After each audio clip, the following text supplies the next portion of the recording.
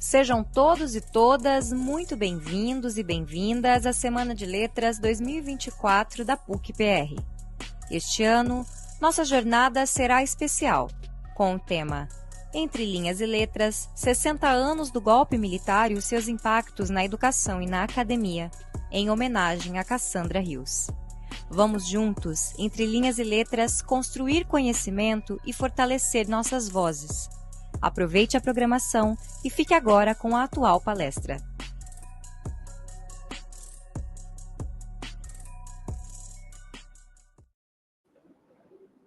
Boa noite a todos e todas. Oi, Júlia, tudo bem? Tudo certo aí com o microfone?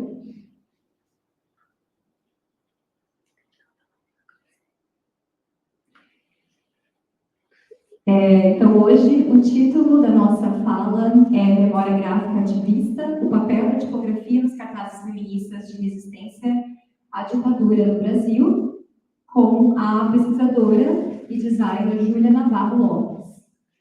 A Júlia possui graduação em design gráfico pela Unesp e é mestranda em design pela mesma instituição. Ela é militante, vegana e feminista e dedica-se ao estudo do papel social do design gráfico e suas contribuições para os movimentos sociais, tendo foco nas áreas de memória gráfica e tipografia. Para contextualizar um pouquinho, pessoal, o design gráfico, de acordo com a pesquisa da Júlia, que eu tive acesso, ele tem esse potencial de atuar como esse agente de melhoria e transformações na sociedade. A Júlia critica um pouco essa perspectiva de um design mais capitalista que visa somente o lucro. Então, ela analisa como os atributos da tipografia podem contribuir para uma comunicação mais efetiva e para uma sociedade mais equânime, né?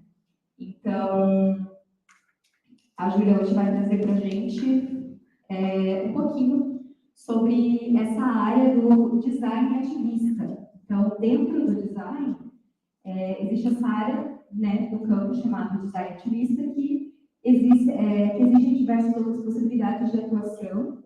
E a Júlia analisa os cartazes estilo Lang Lang. Ela fez a pesquisa dela, analisou o total de 51 cartazes de autorias diversas, que foi cedido pelo CEDEM. Se eu estiver errado, você me corrige, tá bom, Júlia? Que é o Centro de Documentação e Memória da Unesp. Eu gostaria de começar, Júlia, conversando com você a respeito... Só um segundo, então não tá te ouvindo. Tá me ouvindo? Não. Testa agora, fazendo favor. Oi. Tá me ouvindo agora? Não. Tenta agora. Oi. Júlia?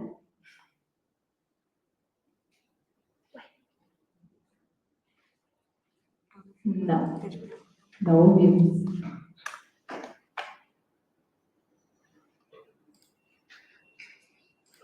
Meu Deus.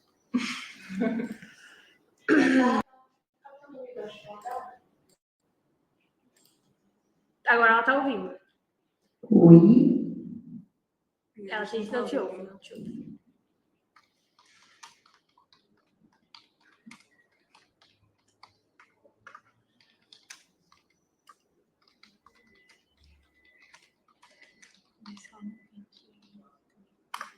Acho que tentar fazer sem fone pode ser uma boa. Vamos tentar.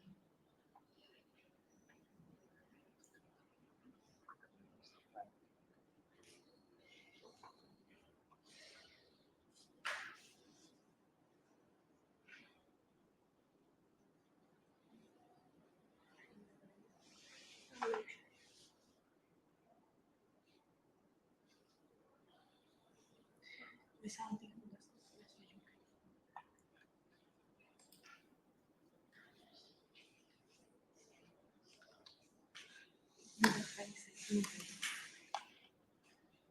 Ela vai tentar sair e entrar de novo na chamada. Tem como pausar a gravação? A gente pode cortar. Você não escuta nada, então Do começo? Isso. Não escutei nada. Tu pode falar de novo. Tá bom. Agora deu certo. Então, seja muito bem-vinda, Júlia. Muito obrigada por ter aceitado o nosso convite. Em nome do CA, muito obrigada. Em nome do pessoal do curso de letras, tá bom? A gente está muito feliz de ter você aqui hoje. Comecei te apresentando. Então, gente, como vocês não escutaram, não. Júlia Navarro possui graduação em Design Gráfico pela Unesp. Ela é mestranda em Design também pela Unesp. Militante vegana e feminista, e dedica-se ao estudo do papel social do design gráfico e as suas contribuições para movimentos sociais, tendo foco nas áreas de memória gráfica e tipografia. Eu estava falando para eles, Júlia, contextualizando, né, li um pouco ali do seu artigo, da sua pesquisa, e que você critica um pouco essa questão do design mais capitalista, que visa apenas lucro. Você entende o design como uma perspectiva mais social, entende os atributos da tipografia, como isso pode contribuir para uma comunicação mais efetiva e as funções dessa comunicação, e principalmente dentro de um contexto político tão relevante como, né, significativo como foi a ditadura militar. E pensando nas produções femininas, né? Então, o objetivo dessa pesquisa da Júlia, gente, é identificar os padrões estéticos próprios do movimento, né, feminista, que transmitam sensações e significados relevantes no contexto ativista. Se eu errar alguma coisa, você pode interromper e falar, tá bom, Júlia? Então, o que eu acho mais importante falar? Eu li a sua matéria, Júlia, no site da CEDEM, né, que é onde você, inclusive, tem acesso aos 51 cartazes que você analisou, certo? E lá eu vi umas coisas bem legais, e você afirma que, a respeito do design ativista, que é a tua área, né, e que no artigo que você escreveu, você buscou estudar os cartazes do estilo Lambi. Eu vi que tem vários tipos, né, de design, e você optou pelo Lambi, né? Ela vai falar um pouquinho mais depois, gente. Uma coisa que eu achei interessante da matéria, de novo, não? Que você afirma, Júlia, que a tipografia é um recurso gráfico que materializa a linguagem verbal, que daí, onde a gente gosta, o pessoal aqui de letras, né? Eu achei isso muito bonito, e eu gostaria de começar a sua fala te perguntando de que maneira que essas escolhas estéticas dessas tipografias influenciam nesse processo de significação da mensagem para além desse texto oral. Boa. Primeiro eu queria agradecer pelo convite. Estou muito feliz de estar aqui. É a primeira vez que eu apresento, principalmente, né, fora do curso de design. Então, fiquei muito feliz de saber que o meu tema ele é interessante também para além, né, do design. É um tema pouco explorado ainda, que relaciona a política, a tipografia. Já é um pouco difícil a gente encontrar pesquisas sobre design ativista, isso vem crescendo, mas nacionalmente ainda a gente tem pouca literatura, né, sobre isso, e falando sobre a tipografia, então ainda mais difícil, né, porque é uma temática mais específica. Então, fiquei muito feliz com o convite, queria agradecer e agradecer a apresentação também. Aí, só uma pequena assim, questão, né, sobre que o artigo que eu tenho publicado ele é do meu TCC, e aí ali eu analisei também a tipografia de cartazes feministas, só que a única diferença com relação ao meu tema de mestrado agora é que ali no TCC eu não fiz um recorte temporal, né, da ditadura, então tem cartazes feministas de um tempo mais abrangente, e não só do Brasil, então tem de coletivos estadunidenses, britânicos também. E aí a única questão é que agora para o meu mestrado eu decidi focar no Brasil, e na ditadura militar, principalmente porque esse ano marca os 60 anos, então, e também por uma questão, né, que o mestrado é muito curto, então eu precisava fazer esse recorte. Sobre essa questão, né, que você perguntou, eu vou falar um pouco sobre isso, né? Envolve bastante a questão de retórica e semiótica, mas o design gráfico em si, e a tipografia sendo um elemento do design gráfico, é uma forma de comunicação.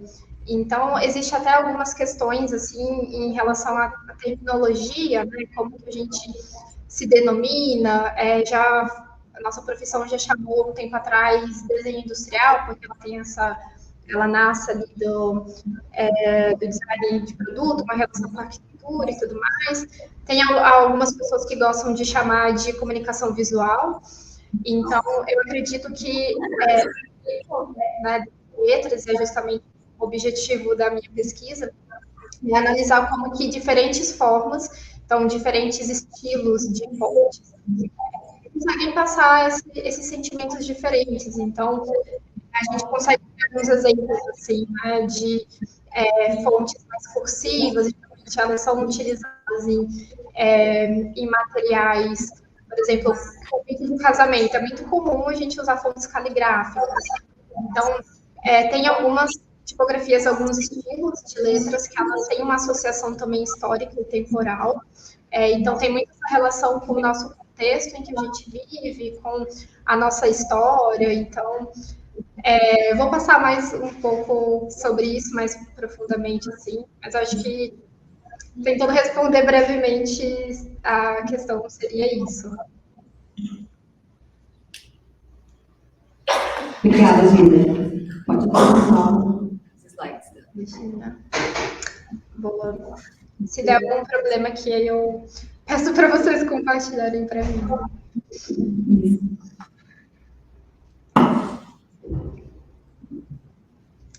Foi?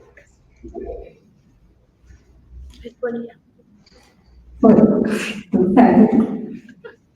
Estamos vendo. Perfeito.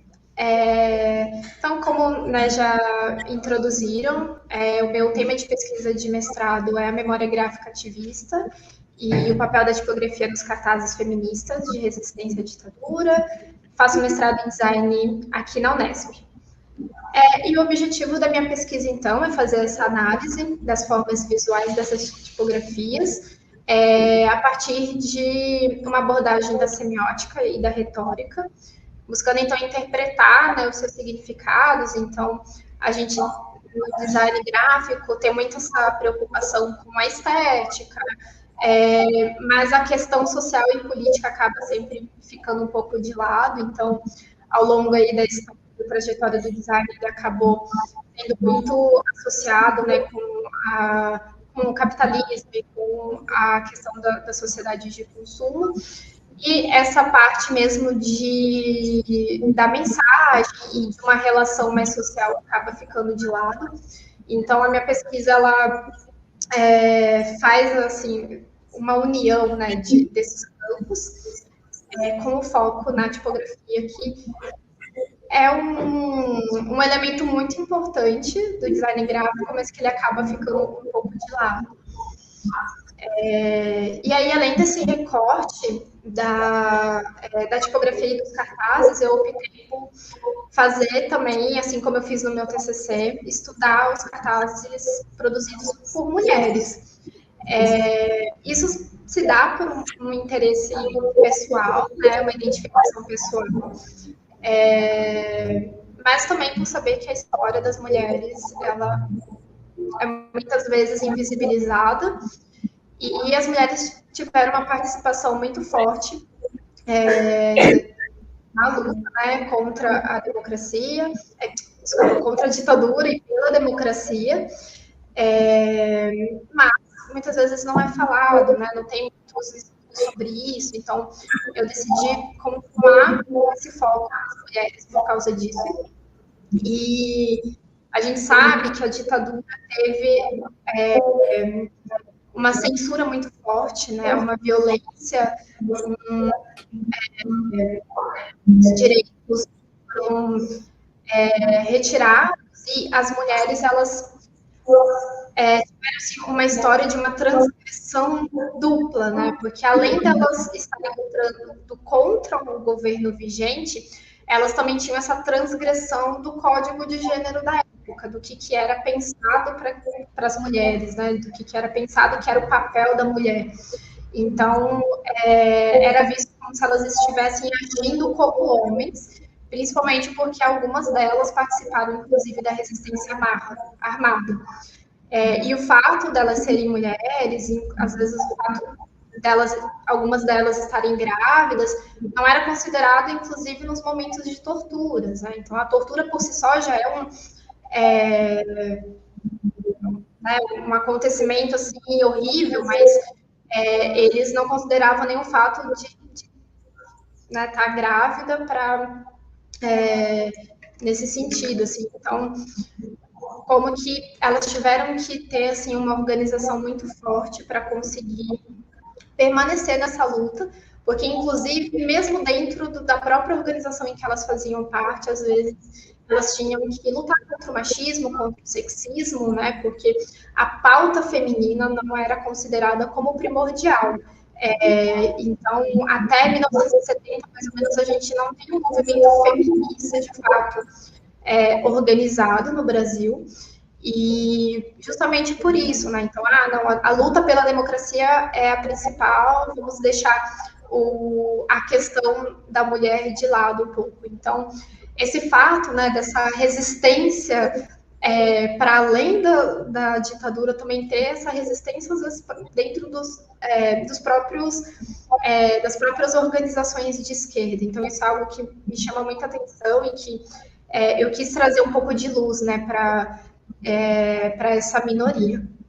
E aí, pensando em formas em que aconteceu essa organização, como que se deu essa resistência, né, já puxando para a área do design, a gente tem uma produção muito forte de periódicos. Então, eu trouxe aqui 2 exemplos, né? O Brasil Mulher é considerado como o primeiro jornal feminista do Brasil, e a gente tem também o Maria Quitéria, e ambos trazem questões sobre a vivência feminina, temática de aborto, de violência de gênero, de trabalho, e tudo isso contribuiu para que fosse construído esse movimento, que as mulheres começassem a se organizar mesmo como um movimento, né?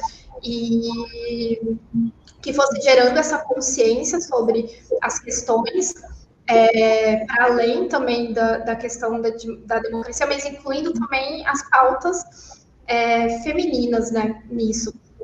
E toda essa organização e esses debates que foram possíveis a partir desses materiais, a gente percebe também que eles deram origem a encontros, a congressos sobre essas temáticas, que são vistos nos cartazes. Então, a gente tem algumas temáticas muito frequentes nesses cartazes, que são divulgação desses encontros, também a temática da anistia, que foi um movimento liderado por mulheres, e a temática também do Ano Internacional da Mulher, de 1975.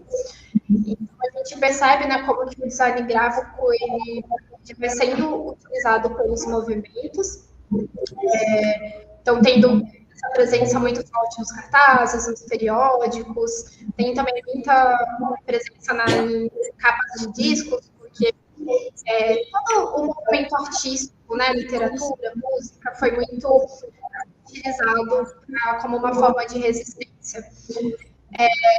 E eu escolhi, né, trabalhar com os cartazes, porque pensando nessa questão da tipografia, para entender um pouco mais sobre essa comunicação, para além do texto em si, o cartaz ele é um artefato que dá um pouco mais de possibilidades criativas. As revistas, os jornais, às vezes, tem algumas restrições, um grid mais frequente, que se repete ao longo das edições. E E os cartazes a gente percebe aqui, então, que tem uma variação de cores, tem uma variação maior entre ilustração, imagem. Então, esse foi um dos motivos que eu escolhi trabalhar com o cartaz. E também porque ele é considerado como um dos artefatos que mais tem essa semelhança mesmo com a distância. Então, o Chico Homem de Mello, que é um pesquisador da história do design, né, ele considera o cartaz como ocupando esse cargo de graficadação, por conseguir unir funções políticas, estéticas e cumprir papéis culturais, educacionais e artísticos em um mesmo material. Né, a gente tem diferentes tipos de cartazes, então temos cartazes comerciais também, que tem sua função já é diferente, né? Então ele é criado, pensado para vender um produto e tudo mais, mas o cartaz político, especificamente o lambe-lambe, né, que é esse estilo de cartaz que é colado nas ruas, ele tem essa função política mesmo. E 3 elementos que são geralmente muito frequentes nessas produções é a presença do elemento pictórico, seja uma imagem, um desenho, uma pintura, a mensagem verbal, que complementa, né, um complementa o outro, e o fato do tamanho e a sua exposição. Então, esses cartazes, geralmente, eles são feitos na escala do corpo, geralmente ali no mínimo num tamanho A3, então tem um tamanho bem grande, e eles são expostos publicamente, né? Então são colados em muros, em postes, na rua. E o Chico Homem de Mello fala, né, que o fato deles estarem na rua é muito importante, porque a rua é onde acontece a revolução, é onde acontecem os protestos, é onde as pessoas se organizam, então também é onde a gente consegue atingir muito mais pessoas, porque apesar do cartaz ser um artefato teoricamente efêmero, principalmente considerando que ele vai estar ali, né, pode tomar chuva, alguém pode tirar, mas ele resiste, ele tem essa característica de resistir ao tempo, de resistir a todas essas questões. E principalmente os cartazes da ditadura, né? O campo da memória gráfica em si é um campo do design também muito novo, que estuda esses artefatos efêmeros, que são justamente esses artefatos que teoricamente não resistiriam ao tempo, mas que por algum motivo resistiram, e que vê nesses artefatos uma importância muito grande, né? Porque a gente consegue ler uma história, muitas vezes, de um tempo em que não existe registro ou que não tem pessoas mais vivas para contar sobre a história. E o cartaz político da ditadura é muito difícil de encontrar autoria. Então, justamente pela questão da censura daquele período, né? Então, a memória gráfica ela vem para tentar estudar e tentar contar essa história a partir desses artefatos.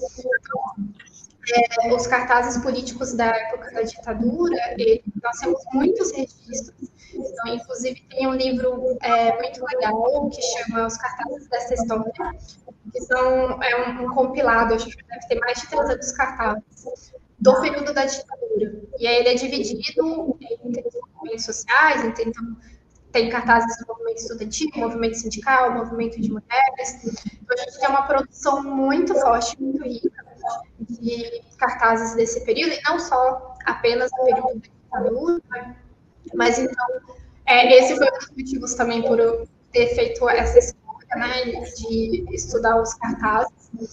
Eu tenho uma associação muito forte com a militância. Pensando nesse contexto, né, como eu não foi apenas no período da ditadura que a gente vê essa produção muito forte de cartazes políticos. Os anos de 1960, 1970, eles são marcados por muitos conflitos no mundo todo. Então, a gente tem Guerra Fria acontecendo, Guerra do Vietnã, ditaduras na América Latina, e o final da ditadura em Portugal, e todos esses conflitos e esses questionamentos, eles vão ecoando também no design. Então, o design, ele tem o design gráfico, né? Ele tem esse nascimento muito vinculado com a indústria, com o consumo, e nesse período, todos esses acontecimentos fazem com que se inicie um questionamento também dos profissionais. Então, em 1964, é publicado o Manifesto do Ken Gallard, que faz uma crítica radical à sociedade de consumo, tem o apoio ali de mais de 400 designers. Então, vai começando esse movimento. Em 1971, é publicado o livro do Victor Papanek, Design para o Mundo Real, que é também um dos pioneiros, assim, que até hoje é uma referência para a gente sobre design político, design político, e ele chama, né, os designers para saírem do ar-condicionado, para saírem dos seus escritórios, das agências e produzir e projetar design de soluções reais, que estava passando por toda essa turbulência, por tantos acontecimentos, e já começando a mostrar também problemas ambientais. Então, surge também a questão da sustentabilidade, do design sustentável. Então, nesse período, surge essa produção de diversos materiais gráficos, com matemática política. Então, a gente tem cartazes, capas de discos, quadrinhos, tudo mais. Aqui no período da ditadura também as capas são muito importantes, né, porque a gente tem o tropicalismo, né, um movimento ali na música, mas que tem um estilo muito próprio também na parte do design gráfico. Então, é um movimento que vai acontecendo mundialmente.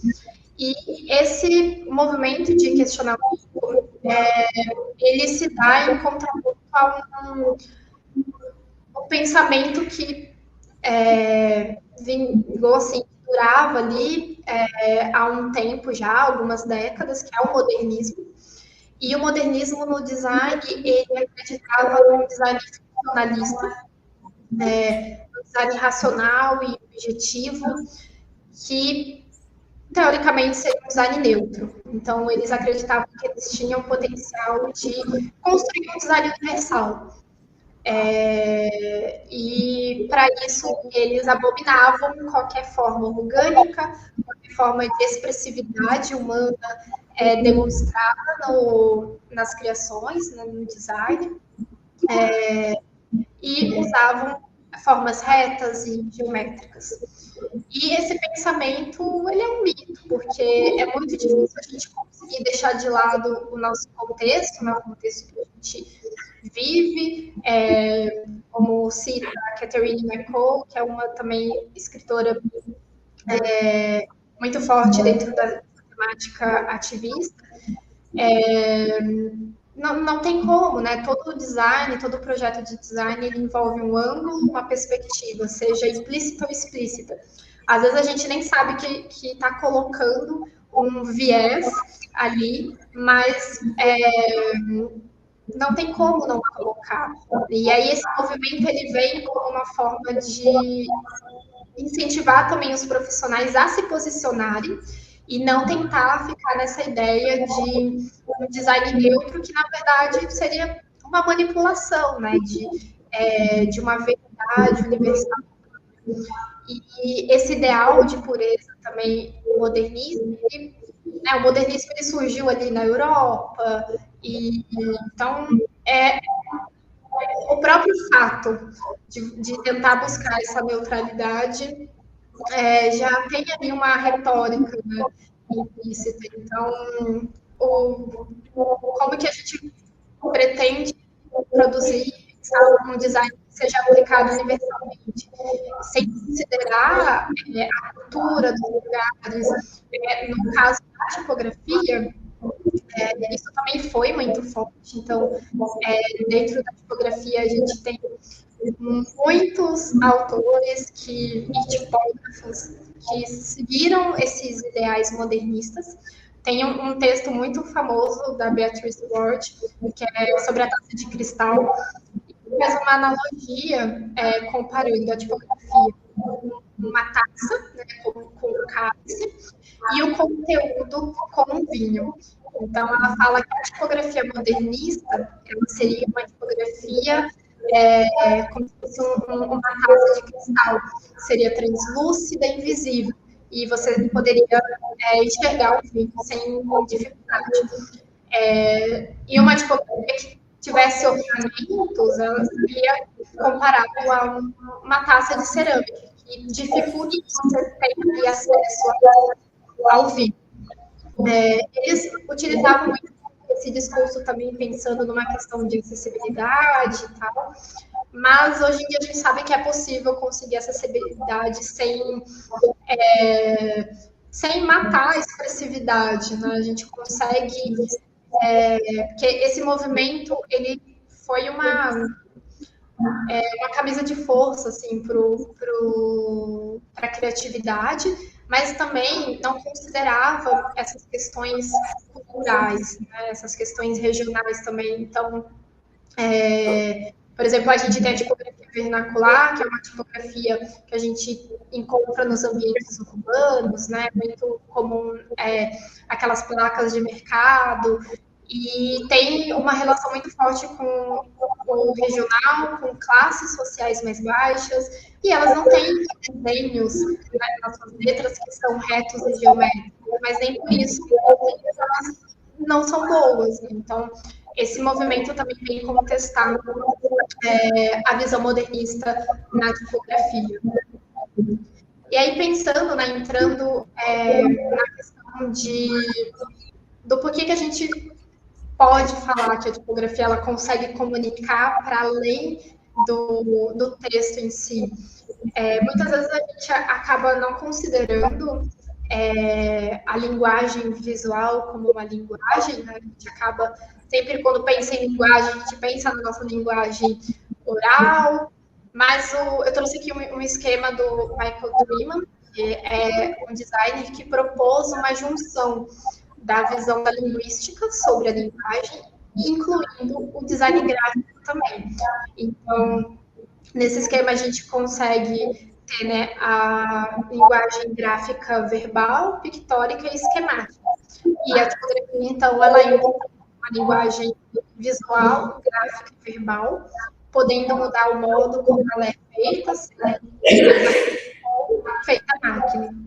Então, levando isso em consideração, né, a gente podendo considerar o design gráfico e a tipografia como uma linguagem, isso nos diz muita coisa, porque realmente a gente usa, o design gráfico ele é utilizado para comunicar, principalmente na publicidade. A gente tem muito a questão de psicologia das cores, quais cores conseguem remeter a qual sensação, e é muito utilizado para o convencimento e muitas vezes para a persuasão.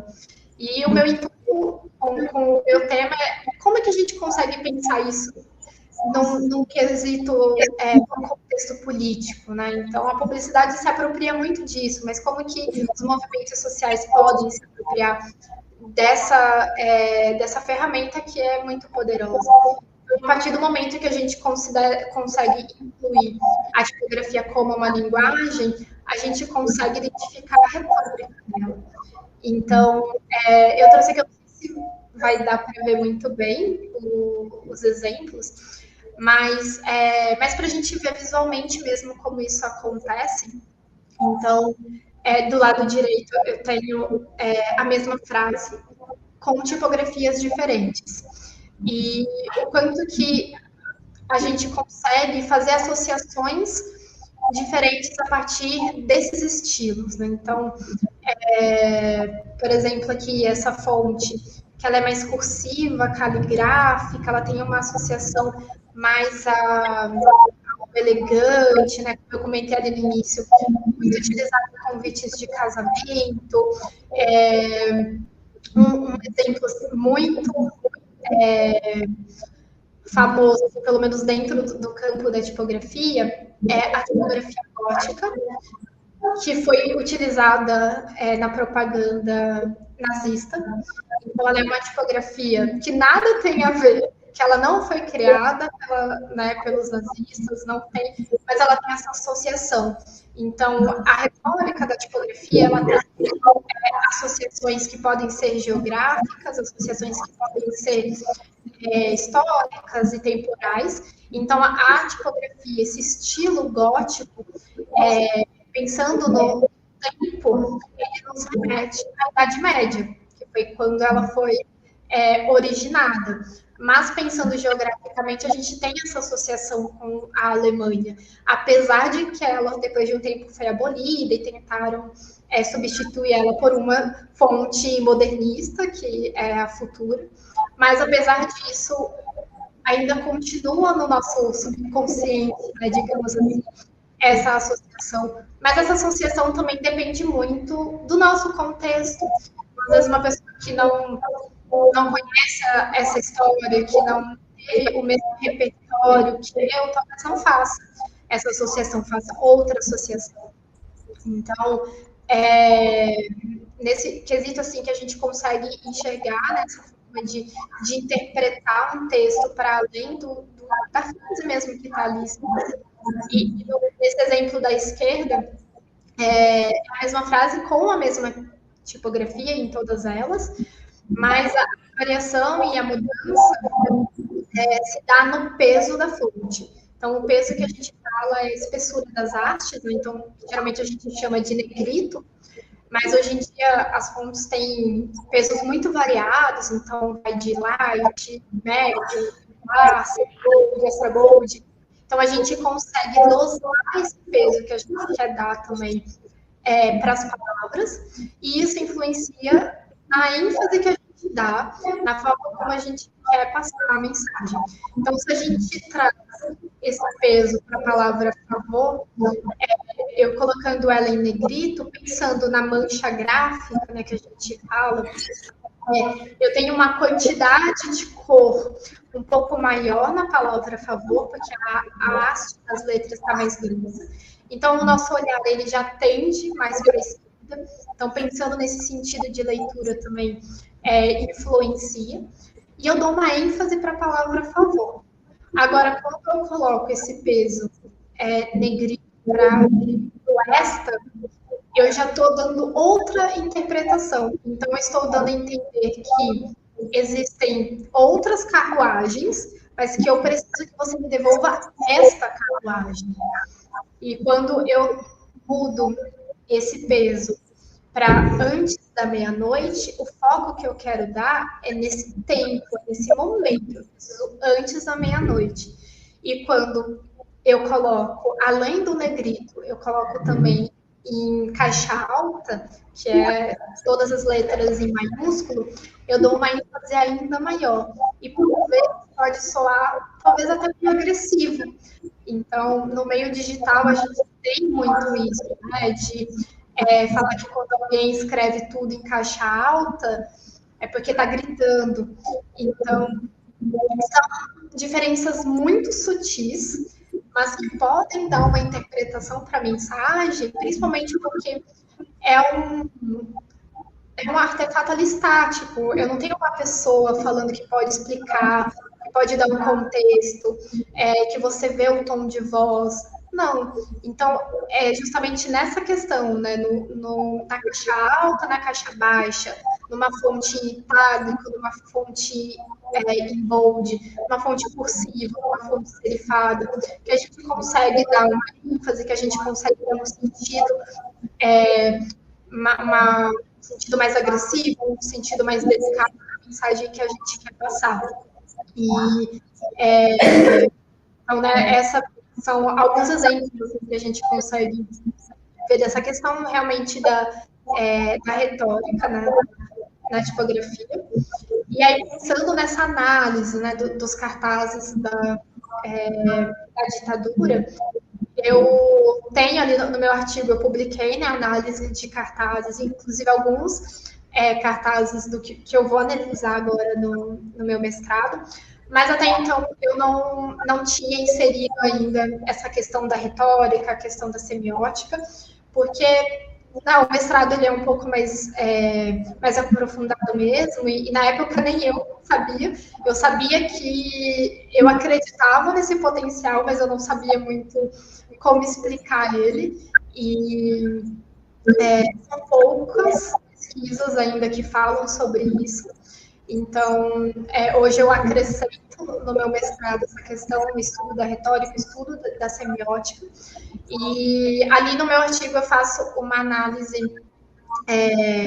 dos aspectos intrínsecos e extrínsecos da tipografia. Então, o que a gente pode dividir aqui, né, a partir desse modelo que é proposto pela Priscila Farias. Ela tem essa divisão, então, só que ela divide em microscópico, mesoscópico e macroscópico. E aí vai depender muito do suporte também. É um modelo de análise pensado para artefatos impressos, mas ela, no próprio artigo dela, ela faz um exemplo de como que isso também pode ser aplicado para outros contextos. Então, ela analisa uma tipografia numa fachada urbana. Então, a questão da página, da coluna, do parágrafo, da palavra, dependendo desse contexto, pode encaixar num campo mesoscópico, num campo macroscópico. E aí essa análise, então, ela parte dessa divisão, né, da anatomia da tipografia dentro desses espaços microscópicos e macroscópicos. Então, a gente pode chamar também de intrínsecos e extrínsecos. Então, que seria, por exemplo, inclinação da haste, se tem serifa, se não tem serifa, se é uma haste geométrica, se ela é arredondada, se é cursiva. E na questão mais macro, então entra a questão do suporte, né? Então, as letras formando palavras, essas palavras formando parágrafos, questão de centralizado, justificado. Então, isso também influencia no sentido ali do que a gente está querendo passar, né? Então, e aí, além dessa análise de pegar a anatomia da letra e ir identificando, ela faz uma análise também incluindo a semiótica. Então, vai analisar a dimensão sintática, semântica e pragmática. Então, ali a questão sintática seria esses aspectos formais da tipografia, justamente a estrutura dela. A dimensão semântica seriam os significados atribuídos, então, socialmente, historicamente, estrategicamente, culturalmente. E a dimensão pragmática seria a soma, né, das consequências práticas, ali, materiais, ambientais, mas também uma questão cultural, social e econômica. Então, é um modelo de análise, né, como eu comentei, que leva em consideração um contexto em si. No caso dos cartazes, eu provavelmente não vou conseguir conversar com quem produziu isso, então eu não vou ter essa visão ali do que a pessoa tentou passar a partir da produção dessas letras, mas eu acho que é justamente isso que é interessante, né? Porque quando a gente pensa no cartaz, a gente está fazendo para outras pessoas interpretarem, para outras pessoas terem acesso. Então, é interessante a gente ver como que outras pessoas interpretam aquele artefato também. Então, a partir, né, desse modelo de análise que une a semiótica, que une a retórica também, e considerando todo esse contexto social, né, da ditadura, e tentar entender se o pós-modernismo, né, que vem ali contrário à visão modernista e que valoriza o manual, que valoriza o artesanal, se isso também influenciou na confecção na escolha das fotografias que foi utilizada. Então, era basicamente isso que eu tinha para trazer para vocês. Não trouxe a questão das análises em si, porque justamente por essa questão de sinto que ali no meu TCC eu não consegui me aprofundar tanto nesses aspectos erros retóricos e semióticos da tipografia. Então, eu ainda vou começar essa análise do zero agora para o meu mestrado. Mas eu acho que a minha intenção hoje aqui era realmente trazer plantar essa sementinha, né, para a gente fazer essa reflexão sobre como que a tipografia ela não é apenas um suporte. Porque quando a gente olha, e a intenção dos modernistas é justamente isso, né? Ela ser vista apenas como uma forma de registrar ali visualmente a nossa fala, mas a gente fazer uma reflexão de pensar além, né? De como que a gente consegue fazer outras interpretações a partir disso. Aqui as referências, mas depois eu posso compartilhar por e-mail também. Tinha aqui o meu contato, caso alguém pensar, alguma referência, enfim, estou super aberta, estou aqui à disposição. E, mais uma vez, agradecer pela oportunidade. Fico muito feliz que isso esteja expandindo, né? E quem sabe a gente tem mais pessoas falando sobre isso futuramente. Eu acho que essa questão, né, como você mesmo comentou, dessa relação com a letras, com a linguística, também que é super associado. Então, acho que dá para fazer contribuições e trocas muito ricas. Então, é isso. Não sei se tem alguma pergunta, mas fico aberta agora. Muito obrigada pela fala.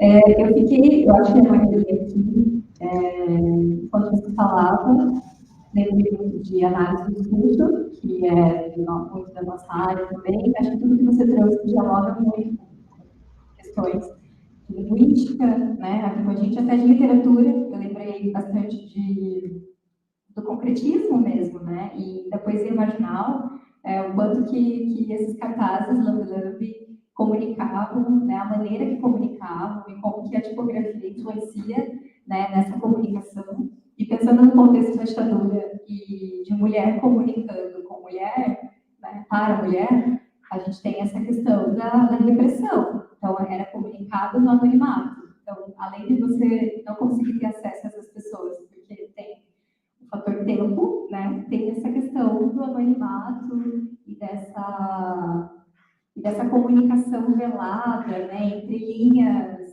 e letras, né, e, enfim, conseguir efetivar uma comunicação, né, uma maneira de você conseguir transmitir algo que você não pode, né, sem os cartazes, sem o apoio desse instrumento, né, dessa ferramenta. Então, é de fato uma maneira de materializar essa comunicação, essa palavra que não podia ser dita, né? Então, achei muito bonito o seu trabalho, muito mesmo. Eu parabenizo, assim, achei muito legal, fiquei super instigada, super curiosa quando a sua dissertação estiver pronta. Acho que vai querer te ouvir, com certeza. Eu vou abrir, então, agora o espaço para perguntas. Já temos aqui alguns.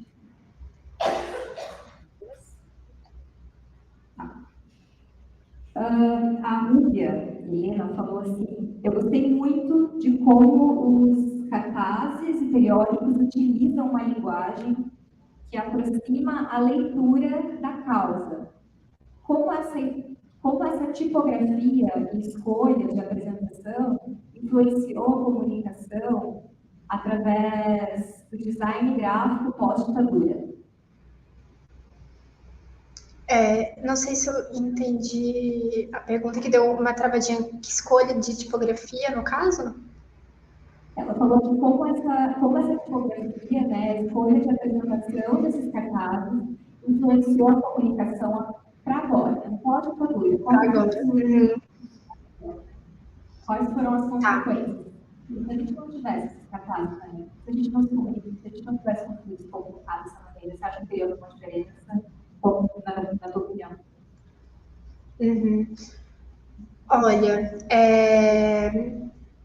eu acho assim, eu não cheguei a analisar e pesquisar, né, materiais do período pós-ditadura para entender mesmo essa diferença, né, como que a tipografia passou a ser usada depois desse período.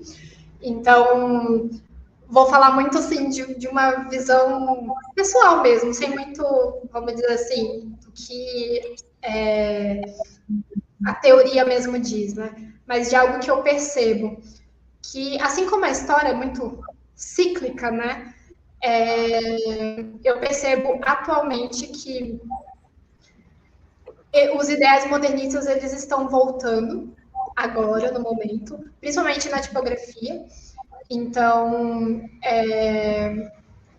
essa questão, né, de na época a gente teve então o modernismo, depois veio o pós-modernismo que negou toda essa questão do design neutro, e infelizmente hoje em dia ele está voltando muito. Então a gente percebe que, principalmente no design de marcas, muitas marcas estão simplificando a tipografia dos seus logotipos para ficar. Desculpa, não entendi. O McDonald's cinza, né? Agora. Tudo minimalista. Sim, a gente percebe, então, muitas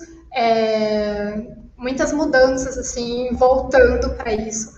Então, eu acho que isso é assim como os movimentos sociais, né? A gente vai conquistando direitos, mas a gente tem que continuar sempre lutando para que eles sejam mantidos.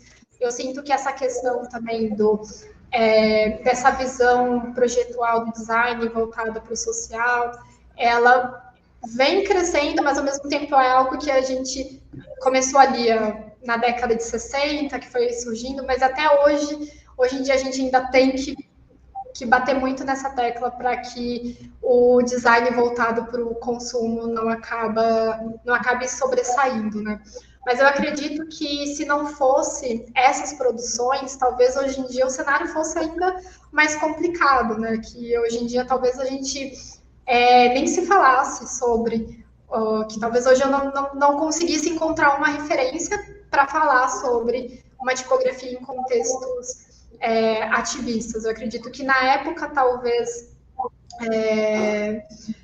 isso tenha sido feito, né, ainda como era um movimento muito contemporâneo para a época, estava acontecendo ali, não tivesse essa dimensão do quanto que pudesse influenciar no futuro, mas eu acredito que isso hoje dá esse repertório para a gente conseguir não deixar que morra completamente com esse retorno, né, desses ideais modernistas. Mas eu acredito que é uma luta constante que a gente tem que fazer, porque realmente são estéticas, assim, podemos dizer, né, que elas vão indo e voltando. Então, não sei se consegui responder a pergunta, mas acho que seria isso. Ótimo. Ótimo, Júlia. Alguém tem mais alguma pergunta? Alguma coisa, alguma produção? Então é isso, Júlia. Achei super interessante. Acho que instiga muita coisa para o pessoal de letras. Gostei muito dessa sua fala com relação a não ter esse design intuitivo, design neutro, e como tem essa tendência, né, de não se expor, não é se expor, né, mas de não se posicionar, né, e como tudo comunica, e como é importante a gente falar sobre essas coisas e o que elas estão comunicando e o que elas querem comunicar, né. Então, é aí o poder da linguagem, né.